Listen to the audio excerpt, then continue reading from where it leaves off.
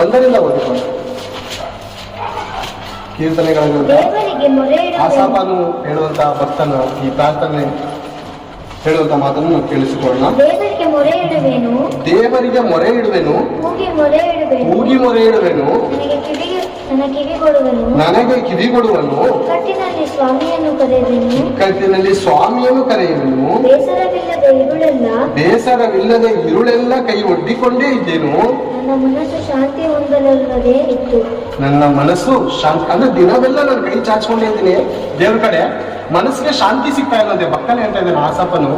ದಿನವೆಲ್ಲ ನಾನು ಕೈ ಒಡ್ಕೊಂಡೇ ಇದ್ದೀನಿ ದೇವರೇ, ನನಗೆ ಸಮಾಧಾನ ಸಿಗ್ತೇನೆ. ಯಾಕೋ ಒಂಥರ ಮನಸ್ಸಲ್ಲಿ ಏನಾಗ್ತಾ ಇದೆ, ಕಳವಳ ಆಗ್ತಾ ಇದೆ, ಕಳವಳ ಆಯ್ತೈತೆ, ಭಯ ಆಯ್ತೈತೆ, ಆತಂಕವಾಯ್ತೈತೆ, ಯಾವಾಗ ನನ್ನ ಜೀವಕ್ಕೆ ಏನಪ್ಪ ಆಗುತ್ತೆ ಅಂತ ಚಿಂತೆ ಮಾಡ್ತಾ ಇದ್ದೀನಿ. ನಾನು ದಿನವೆಲ್ಲ ಕೈ ಒಡ್ಕೊಂಡೇ ಇದ್ದೀನಿ ದೇವರೇ, ನನ್ನ ಮನಸ್ಸಿಗೆ ಏನಿದೆ ಶಾಂತಿ ಹೊಲ್ಲಲ್ಲದೇ ಇದೆ ಭಕ್ತನು. ಯಾಕೆ ಪ್ರೇಮ